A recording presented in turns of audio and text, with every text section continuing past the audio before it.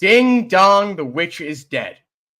After 6 pathetic years, the Daniel Jones era is finally over. It came to an unceremonious end today, about 2 hours ago.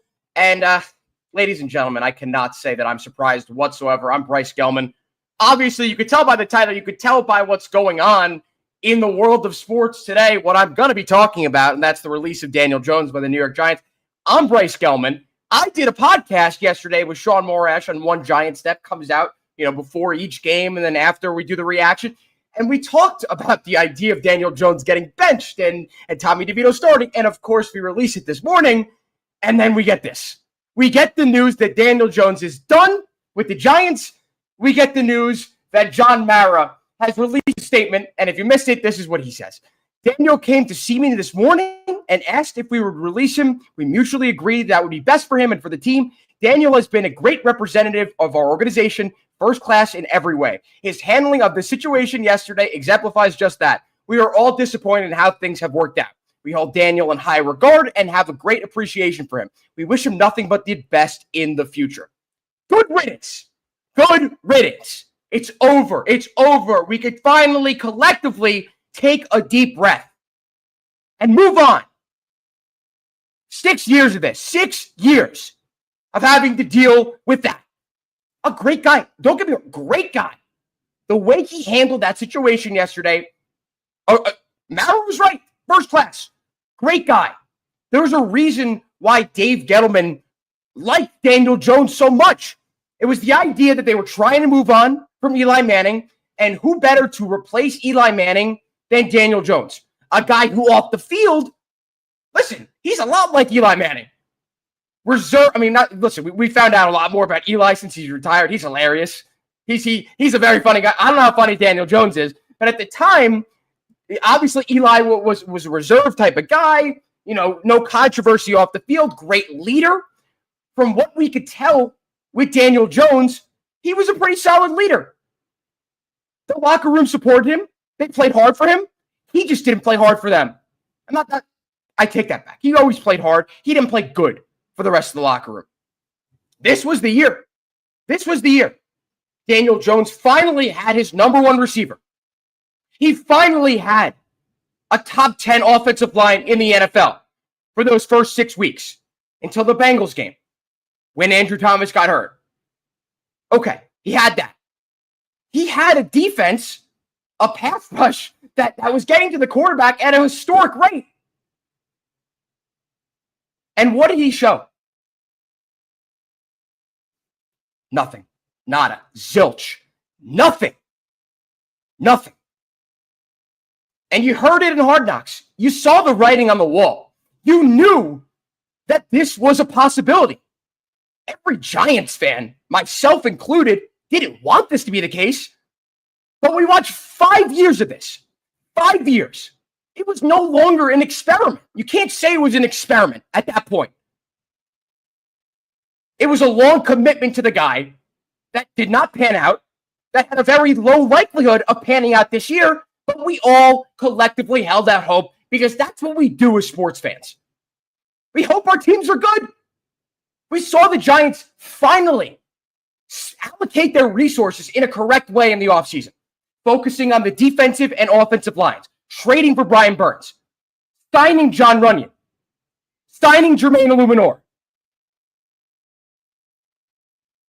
drafting elite neighbors, not forcing it, not going out of their way to draft a quarterback when there wasn't a quarterback on the board that they liked.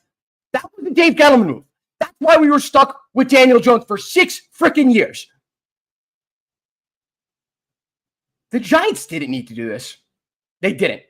And I know there's going to be a lot of people out there, as there's been all week since the DeVito news was announced, who rightfully are getting on top of the Giants for handling that situation poorly. The benching of Daniel Jones. Say what you want. Say what you want about the benching of Daniel Jones and the obvious financial reasons behind doing so. They didn't need to release him now. They could have held on to him until after June 1st and broken up the dead cap that they owe, which is over $20 million, over 2 years. They didn't do that. This showed you This is as much as we want to get on top of John Mara for how bad the last 10 years or more, 11, 12 years now since the Giants made the Super Bowl, 13 actually. This was the right move. And it was respectful, it was classy, and I commend the Giants organization for releasing Daniel Jones. It wasn't his fault, personally, that he sucked. Yeah, he sucked. He wasn't a good quarterback. But he faced immense pressure week in and week out as Giants quarterback. And yes, for about 4 years there, he had one of the worst offensive lines in football. Objectively terrible offensive line, year in and year out. He developed this mental breakdown. The idea that there was always going to be someone rushing him, that he couldn't go to more than one read because he didn't have time. He could have made up for that this year. He could have made up for all of the years of indecisiveness, the turnovers, the stupid mistakes, but he didn't. He didn't. And Daniel Jones now is a free agent, and this era of Giants football is over. And I'd love to know what you guys have to say and think. If you're on X, listening on X, leave a comment down below. I can pop it up on the screen here. I can answer your questions, your thoughts. If you're on YouTube, I think you can. Sometimes it works, sometimes it doesn't. I don't know. But leave a comment down below. And I'd love to hear what you guys have to say about this, because this is a very important day in Giants history. It is. It's the signaling of a turning of the page. It's over. It's over, guys. It's over. And none of us wanted it to go like this. I think I speak for a lot of Giants fans out there, based off what I've seen on social media, that we were all pulling for Daniel Jones in our own personal way. Stand-up guy, really showed effort on the field. I think there were a lot of people also out there that couldn't get past the boneheaded decisions, the fumbling, the interceptions. And I get that. I understand that. But I think deep down, there were a lot of us out there who held that hope that he would be able to turn it around. Not only just for the franchise and our fandoms, and actually not being miserable on Sundays and Mondays and Thursdays, but to actually have a quarterback who said all the right things, have success. A quarterback in which faced insane amounts of pressure from the media and from the franchise and from the ownership. None of that came to fruition. And there were so many times when we were all like, okay, this is Daniel Jones' moment. Now he has no excuses. And then something would happen. Last year, of course, Andrew Thomas going down in that first game. After that, the Giants had no offensive line. And they reverted back to how bad they were in years prior. Bobby Johnson, of course, got canned. They bring in Carmen Bracillo this year. Offensive line, of course, as I mentioned before, the Giants bring in John Runyon, Jermaine Illuminor, Van Roten. And what happens this year? Daniel Jones is still only looking at his first read. He still looks flustered, even though through 6 weeks, until Andrew Thomas went down with his injury, the Giants' offensive line, in terms of pass blocking, was a top 10, top 9, top 8 offensive line in the NFL. So there were no excuses. There weren't. The Giants kept losing close game after close game after close game. Daniel Jones overthrew guys. I mean, through the first 4 weeks, the guy could not complete a pass over 15 yards to save his life. Sucks that it had to end this way. It did. It does.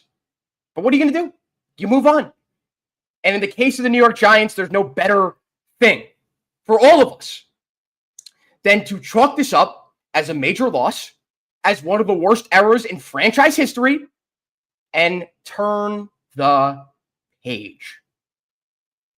Let's turn the page.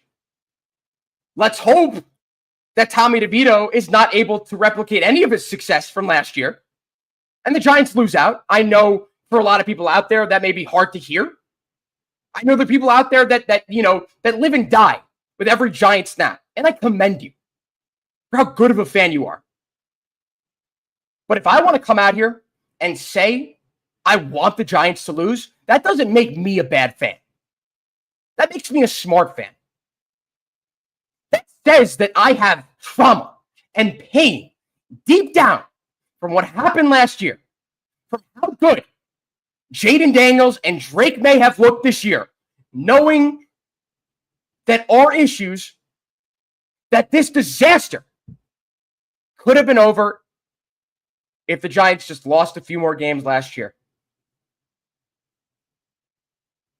But hey, I'm turning the page, just like I'm asking all of you guys to do as well, because that's all we can do. There's no point of sitting here and discussing what could have, should have happened last year. It is what it is. It is what it is. I mean, listen, you could be very annoyed with the Giants franchise for paying Drew Lock $5 million to be the backup and then going to Tommy DeVito. It makes zero sense. Paying him part. If you figured that this would happen, and I think every single one of us knew that there was a chance that Daniel Jones was going to suck again, and Tommy DeVito could potentially become the starter again, why even pay Drew Lock? Why even pay him? Maybe they thought he was better than he was? If you remember last year, that one game he played against the Eagles in which he looked like a potential franchise quarterback. None of that came to fruition. He comes into the preseason game, looks terrible. Gets hurt. And of course, the Giants want to go Tommy DeVito over him. I understand, the business part of it, the financial reasons behind going Tommy DeVito over Drew Lock. Drew Lock isn't sexy. There's nothing about playing him that appeals to the majority of fans who go to MetLife Stadium. If you're from Long Island and you have to make that over 2-hour trek to MetLife Stadium, you're not going to do it for Drew Lock. You might do it for Tommy DeVito. You might have some false hope that the Giants are a good football team now with Tommy DeVito at the helm, and you may make the trip. And that's what John Mara wants. And what Brian Dable wants, supposedly, is to give his team a spark. And last year, Tommy DeVito gave the team a spark. That's what Brian Dable said. That's his reasoning behind playing Tommy DeVito over Drew Lock. The idea that he gave us a spark last year. And you know what happened with that spark. You know what games they won. You know who they missed out on in the draft. But hey, we're going to do it again. Why not? It's what happens when your job is on the line. I hope Brian Dable's job isn't on the line. I hope Joe Shane is safe. I know there are people out there who disagree, who want both of them gone. And we will have this conversation repeatedly until April, until whenever. If they still have a job by April, when the Giants potentially could draft a quarterback in the future, we will have this conversation plenty. I promise you that. Today is about Daniel Jones. Today is about, and if you're just joining me right now, I'm Bryce Gelman talking about Daniel Jones, the unceremonious end to his Giants career. And focusing here on the end of an era.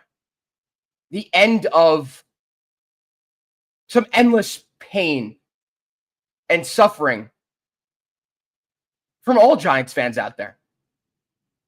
There aren't a select few Giants fans who are upset week in and week out. There weren't a select few Giants fans week in and week out frustrated out of their minds watching Daniel Jones. It was all of us. This is everyone. We were all affected by that garbage quarterback play. And again, Daniel Jones is a great guy. The way he handled all of this, extremely commendable. I understand why he wanted to be released. I understand why he didn't want to be a part of the safety scouting team.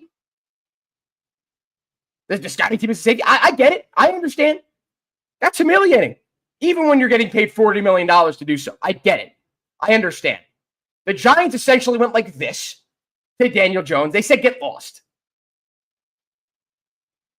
We're going to keep him on the sideline. It's humiliating, and it's I understand, I get it. And the Giants, as I said before, they showed Daniel Jones some respect by accepting, his offer, his want, his request to get released. They released him, and now he's gonna clear waivers, obviously because of his massive contract, and there'll be teams who are free to sign him. And listen, this could be very fun. This could be very funny. Let's say the Cowboys go out, get Daniel Jones. Let's say the Eagles. Can you imagine? Daniel Jones gets signed by the team. It's not going to happen. There are people out there who just assume that this was a New York thing. Daniel Jones is a good quarterback under there, which is insane, considering the fact that everyone and their mothers was criticizing the Giants for giving Daniel Jones the money that they gave him. There's a lot of hypocritical takes on the internet right now about the New York Giants. There are. But how hilarious would it be if another team, potentially a Giants rival, went out there, signed him, and we saw Daniel Jones as the quarterback in a playoff run? Like, could you imagine? Could you imagine? I know there are people out there that are looking forward to these next few weeks with the Giants, with Tommy DeVito at the helm. I'm not. I'm burnt out with the Tommy DeVito stuff. I can't stand it. I really can't. I've got trauma from last year, from what we watched, from losing out on a generational quarterback in Jaden Daniels, another really solid one in Drake May. I understand you're not going to ask the guy to lose games. You're not going to ask the guy to not play well, but he won the games. He got his own individual fame. He got his appearances at Bubba Coos Burritos, at pizza places in New Jersey. Congratulations. You cashed in. Now you're going to have another opportunity to cash in. I can't ask the guy to not go out there and play his hardest, but please don't win these games. Please, please. Show us enough to where we trust you to come back as the backup, but not enough to lose out on one of the top quarterbacks in this upcoming draft. And the way it's shaking out is a top 3 pick might not be what you're going to need to get one of these top quarterbacks. And Shedeur Sanders, Cam Ward. There are some better players at the top of the draft, Travis Hunter being one of them. And there are other teams at the top of the draft that don't need a quarterback. So it remains to be seen. You don't want to be in a situation, in a position to have to trade up. That would be a disaster. Because the Giants have other holes to fill. So you're sacrificing those holes, even though the Giants will have $60+ million in cap room, which is amazing. But you're sacrificing filling those holes to trade up for an uncertain prospect. No one can ever be 100% certain that they are drafting the quarterback of the future. The GM, the franchise, the head coach could be entirely convinced that this guy will be good. Doesn't mean it's going to happen. They could be convicted in their belief that that quarterback will be the best quarterback of all time. Look at what's happening with Caleb Williams. What did everyone think about him? And what's happened?